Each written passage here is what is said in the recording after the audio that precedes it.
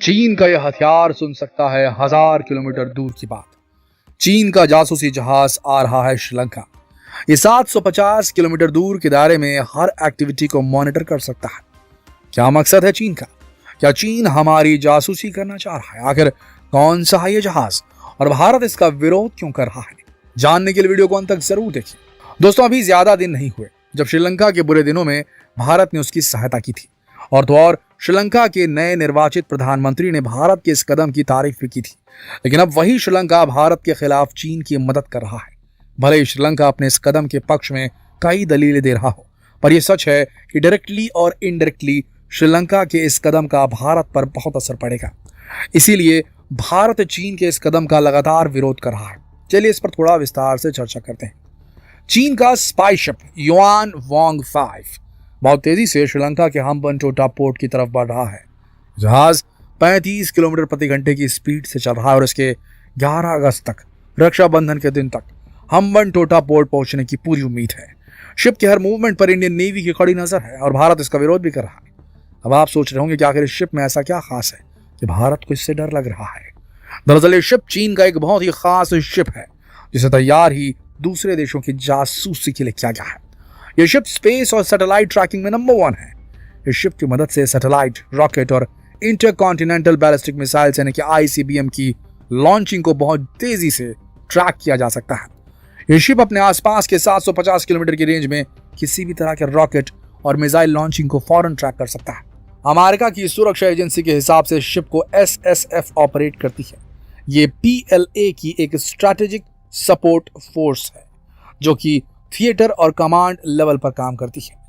ये force cyber, electronic, information, communication और psychological warfare missions में PLA यानी कि पीपल्स लिबरेशन आर्मी चीन की मदद करती है। ये जो जहाज निकला है चीन से श्रीलंका के लिए, युआन वांग, ये युआन वांग सीरीज की 3rd जनरेशन का एक फेमस ट्रैकिंग जहाज है। इस जहाज को 29 सितंबर 2007 को सेवा में शामिल किया गया था चीन की नेवी में। यह जहाज चीन के 708 अनुसंधान संस्थान में डिजाइन किया गया है। भारत के इससे डरने की सबसे बड़ी वजह यह है कि ये जहाज कोई आम मिलिट्री जहाज नहीं, बल्कि एक बहुत ही एडवांस्ड स्पाई यानी कि जासूसी जहाज है। जैसे ही चीन या इसके रेंज में आने वाला कोई दूसरा देश मिसाइल टेस्टिंग करता है, इसे उसकी खबर लग जाती है। इस जहाज में काफी सारे पैराबोलिक ट्रैकिंग एंटेना और सेंसर्स लगे हुए हैं। जहाज में 400 क्रू मेंबर्स हर वक्त मौजूद रहते हैं। जब यह जहाज हम्बनटोटा पहुंच जाएगा तब दक्षिण भारत के प्रमुख भारतीय सैन्य और परमाणु ठिकाने जैसे कलपक्कम, कुडनकुलम तक इसकी पहुंच हो जाएगी। देश के रक्षा विशेषज्ञों का मानना है कि चीन हमारे देश के सैन्य ठिकानों की जासूसी करने के लिए ही इस जहाज को श्रीलंका भेज रहा है।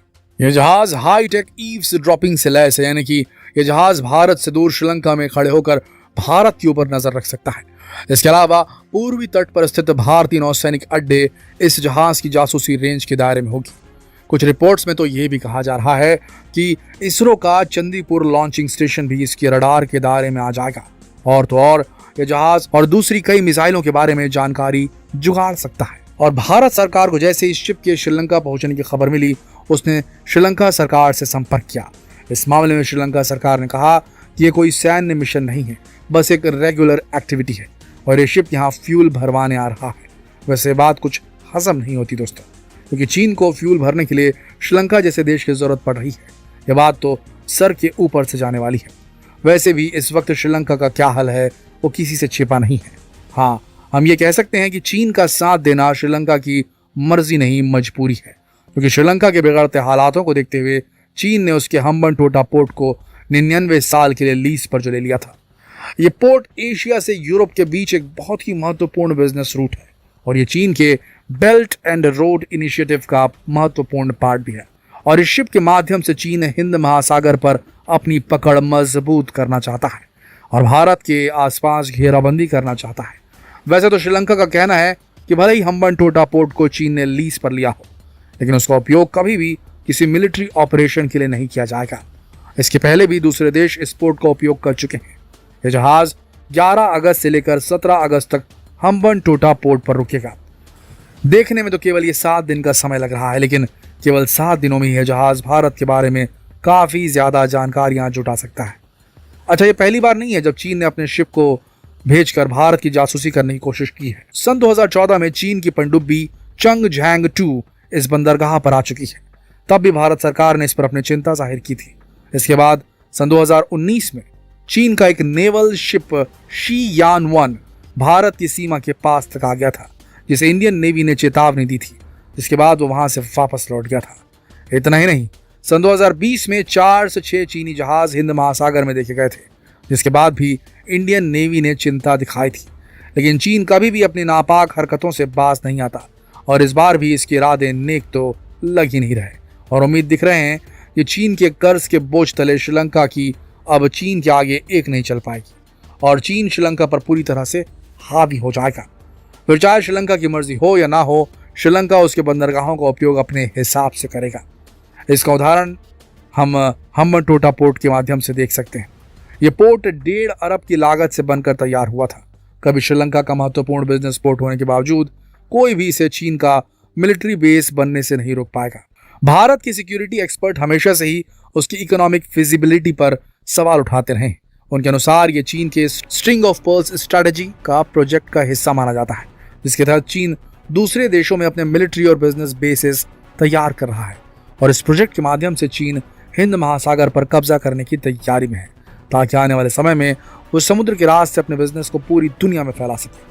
और इसीलिए चीन बेल्ट एंड रोड इनिशिएटिव को लेकर इतना सीरियस है, ताकि वो पूरी दुनिया को रोड और रेल मार्ग से जोड़ सके और अपने देश में बनाया गया माल आसानी से दूसरे देशों में बेच सके। दोस्तों, चीन की हमेशा से एक ही नीति रही है, खुद का फायदा और दुनिया में अपनी धाक।